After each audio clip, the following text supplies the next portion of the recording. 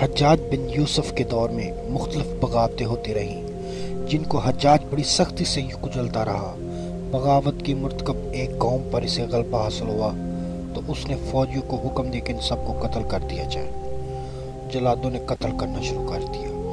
جب ایک عربی باقی رہ گیا تو نماز کا وقت ہو گیا۔ حجاج نے اپنے ایک سالار قتیبہ بن مسلم کو بدلایا اور کہا یہ شخص آج رات تمہارے پاس رہے گا، کل اسے ہمارے ہاتھ پیش کیا جائے۔ قتیبہ بن مسلم کہتے ہیں کہ میں نے اس عربی کو اپنے ہمراہ لیا اور گھر کی طرف چل دیا۔ راستے میں اس نے مجھ سے بڑی لجاجت سے کہا کہ قتیبہ اگر تمہارے اندر کوئی خیر کا جذبہ ہے تو میں ایک بات کہوں؟ میں نے کہا ہاں بتاؤ کیا بات ہے؟ کہنے لگا میرے پاس لوگ کیا مانتے ہیں اور کل حجاج مجھے قتل کرنے والا ہے، کیا ایسا ممکن ہے کہ تم مجھے گھر جانے دو تاکہ میں لوگوں کی امانتیں واپس کر دوں، حقداروں کا حق ادا کر دوں اور جو کچھ مجھ سے لینا دینا ہے اپنے ورثہ کو بتاؤں؟ میں رب العزت کو اپنا کفیل بناتا ہوں اور وعدہ کرتا ہوں کہ میں کل واپس آ جاؤں گا۔ میں نے اس کی بات پر بڑا تعجب کیا اور مسکرایا بھی کہ یہ کس قسم کی بات کر رہا ہے۔ اس نے میرے چہرے کی طرف دیکھا اور پھر کہنے لگا میں رب کو گواہ بنا کر کہتا ہوں کہ میں کل واپس آ جاؤں گا، مجھے جانے دو۔ میں مسلسل انکار کرتا رہا کہ یہ کیسے ممکن ہے کہ تجھے میں چھوڑ دوں اور تم واپس آ جاؤ گے۔ اس شخص کا اصرار برجاری رہا اور مسلسل میری منت سماجت کرتا رہا، حتیٰ کہ مجھے اس پر ترس آ گیا اور اعتبار کر لیا۔ چنانچہ میں نے اسے گھر جانے کی اجازت دے دی۔ جیسے ہی اجازت ملی وہ فوراً اپنے گھر روانہ ہو گیا۔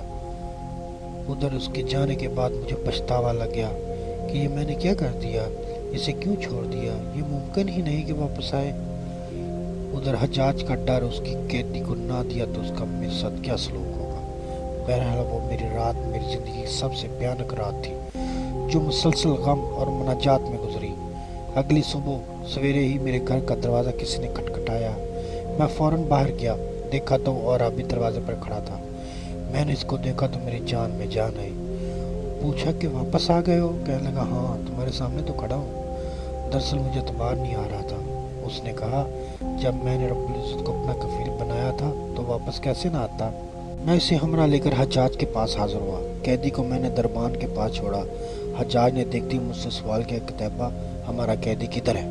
میں نے کہا امیر کی خیر اور سلامتی ہو، دروازے پہ کھڑا ہے۔ میں دروازے کی طرف لپکا اور اس کو حجاج کی خدمت میں پیش کر دیا اور رات والا پورا واقعہ بھی بیان کر دیا۔ حجاج نے اس قیدی کو اوپر سے نیچے اور نیچے سے اوپر دیکھنا شروع کر دیا، گویا وہ کوئی فیصلہ کر رہا ہے۔ اچانک حجاج کی آواز گونجی، یہ قیدی میں نے تمہیں بخش دیا، اب جو تم چاہو اس کے ساتھ سلوک کرو، تمہاری مرضی۔ میں نے قیدی کو ہمراہ لیا اور باہر نکل آیا۔ باہر نکل قیدی سے کہا جہاں تمہارا جی چاہے چلے جاؤ، میری طرف سے تم آزاد ہو۔ عرابی نے آسمان کی طرف چہرہ کیا اور کہا اے اللہ تمام تعریف تیرے ہی لیے ہے اور تیرا شکر ہے۔ اس کے بعد اس نے کوئی دوسرا کلمہ کہا اور نہ ہی میرا شکریہ ادا کیا اور ایک طرف چل دیا۔ مجھے بڑا تعجب ہوا کہ میں نے اس شخص کو موت کے چنگل سے نکالا ہے، مگر اس نے میرا شکریہ ادا کرنا بھی مناسب نہیں سمجھا۔ میں نے دل ہی دل میں کہا کہ رب کعبہ کی قسم یہ تو مجنون ہے، پاگل ہے۔ اگلے دن وہ عربی دوبارہ میرے پاس آیا اور کہنے لگا بھائی اللہ تعالیٰ تجھے میری طرف سے بہتر بدلہ دے۔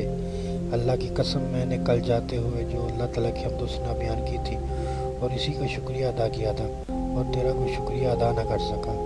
اس کا مجھے خیال ہے، تم برا مت ماننا، میں نے ایسا اس لیے کیا کہ یہ بات مجھے اچھی نہ لگی کہ اللہ تعالیٰ کی حمد و ثنا اور اس کے شکر میں کوئی کسی کو شریک کرے۔ اگر آپ نے ابھی تک ہمارا چینل سبسکرائب نہیں کیا تو پلیز چینل کو سبسکرائب کر لیں اور ساتھ موجود گھنٹی کے آئیکن کو بھی دبا دیں، اور ہاں لائک اینڈ شیئر ضرور کیجیے گا کیونکہ اس سے ہماری حوصلہ افزائی ہوتی ہے۔